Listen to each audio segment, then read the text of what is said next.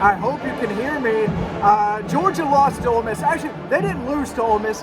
They got throttled by the Ole Miss Rebels tonight. I think final score 28-10.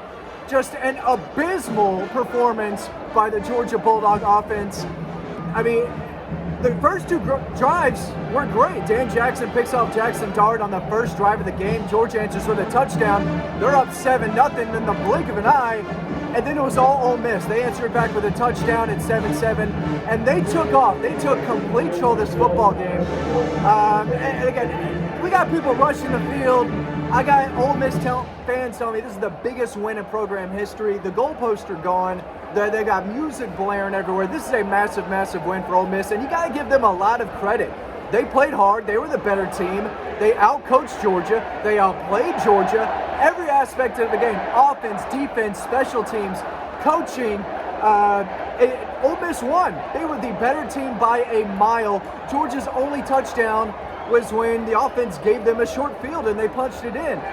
After that first drive, they did not find the end zone. It's unacceptable. This Georgia offense, I don't know how many times they're going to throw tunnel screens, bubble screens all day long. It's not working.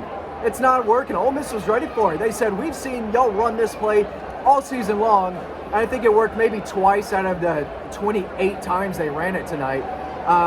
It felt like Mike Bobo didn't trust Carson Beck. The game plan was way too vanilla, way too bland, way too boring. They couldn't get anything going. Nate Frazier was a spark plug at running back, but he fumbled the ball twice. The offensive line was abysmal. They got dominated by the Ole Miss front seven. Carson Beck is leaving with a lot of bruises tonight. He was on the ground a lot, especially late in the game in the fourth quarter. They were attacking Carson, and it was ugly. It was an ugly game for the offense, but the defense didn't play that great either. They gave up less than 30 points, right? 28. They only give up 2 touchdowns, but I mean, Ole Miss took everything Georgia gave them. They didn't have to be explosive. Georgia played, it felt like vanilla in coverage. They played off coverage. They didn't play tight, and Jackson Dart just got it to his guys. Okay, you're going to run a 10-yard curl in zone coverage. I know you're going to be open. Okay, boom, I'll take that. Easy slant, boom, I'll take that all day. He played smart, efficient football, and Carson Beck did not. Ole Miss won the battle in the trenches. They were more physical. They were more disciplined. I mean, they beat Georgia in every way possible in this game. Georgia was lucky they were only down 9 at the half. I mean, this really felt like a total beatdown from the third drive of the game on. And if you're Georgia, you got to look yourself in the mirror, because this is 2 regular season losses. And listen, they probably had the toughest schedule in college football. Ole Miss didn't squeak by Georgia. This wasn't a tight game that they lost at the end. Ole Miss beat their ass. That's what happened. They punched Georgia in the chin, then they punched him in the face, then they punched him in the stomach, and then Georgia decided to drop 50 balls out there. I mean, they don't have playmakers at wide receiver. The tight end play was not very good. Ben Yurcik just dropped a ball. I heard it. Dylan Bell just dropped another one. London Humphreys is out there dropping a pass right now from the locker room. It's so bad at times. And the way they recruit and the resources that Georgia has, they shouldn't be losing to Ole Miss by 18. Listen, this is a good Ole Miss team. They came prepared. They came for a fight, and they won the fight. And they beat Georgia up. Again, they didn't win a tight battle. They were clearly the better team. And when Georgia's out there running out London Humphreys and Cash Jones and a freshman running back, I guess Trevor Etienne was beat up a little bit because we just didn't see much from him. The offensive line was bad. And the defense didn't do their job for 4 quarters. They played well here and there. But you can't win every game when you give up 28. But again, this is on the coaches. They didn't really make a ton of adjustments. I thought Mike Bobo tried to get a little creative here and there, but at the same time, this is the same Georgia offense we've seen all year. The same mistakes, the same penalties, the same drop passes, the same plays from the same formation.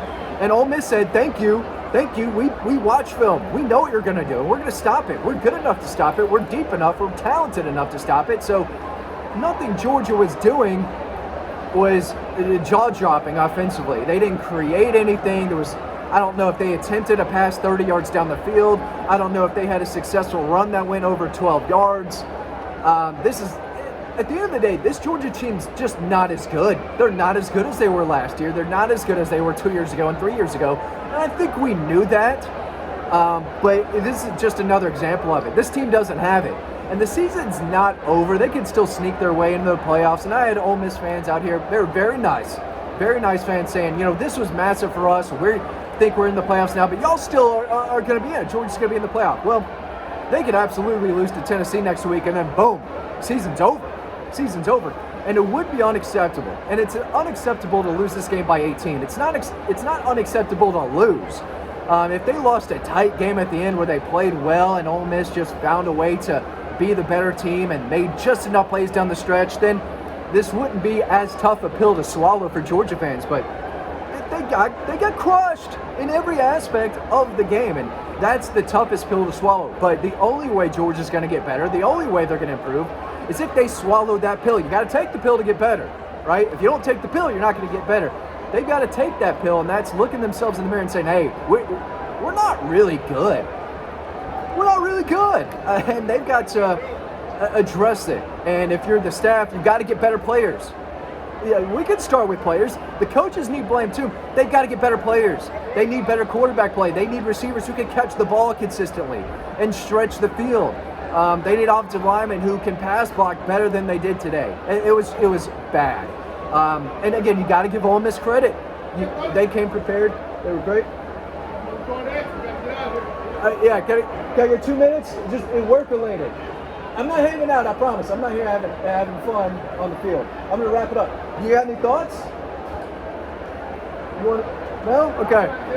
All right, I'm getting out of here. Yeah, they've got to get better. Leave me alone, bro. Leave me alone. You don't mess with Dawg Post. You don't mess with me. Get out of here. They've got to get better. I don't know how they get better against Tennessee next week, but that's not going to cut it next year. It's not going to cut it next week. It ain't going to cut it against Georgia Tech, who beat Miami today. So offense, defense, special teams, they've got to address what it is. They've got to bring more explosiveness. They've got to be more consistent. They've got to cover better. I mean, the defensive backs still had some issues out there. And it looks like they were just playing a little too comfortable, a little too free, a little too safe. And Jackson Dart said, okay, I'll get the ball out. I'll distribute it all over the place. And he did. He was picking Georgia apart for a little bit there. But, again, massive win for the Rebels. They earned this. They deserve this. This is a great atmosphere.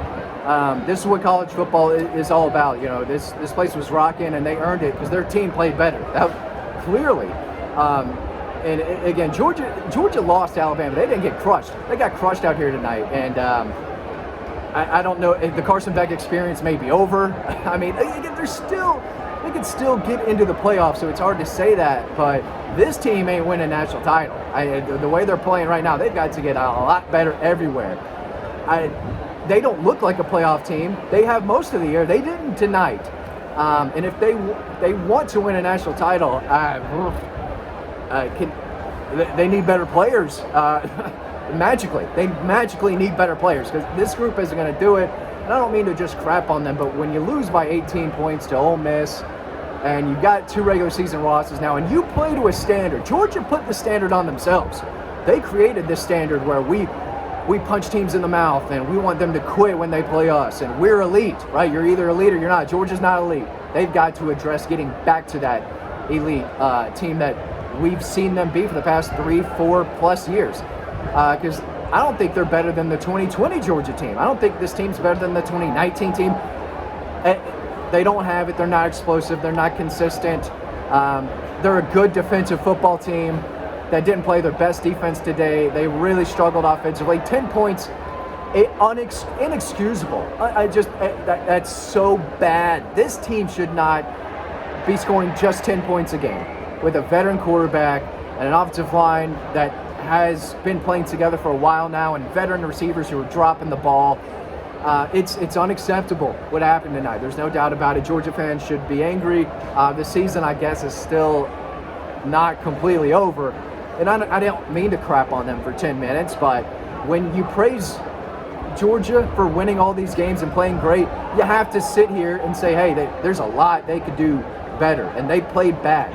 They played poorly in every aspect. That's not crapping on them. That's reality. That's what it is. The reality is that this team's not as good as maybe we thought, and that they're in real trouble.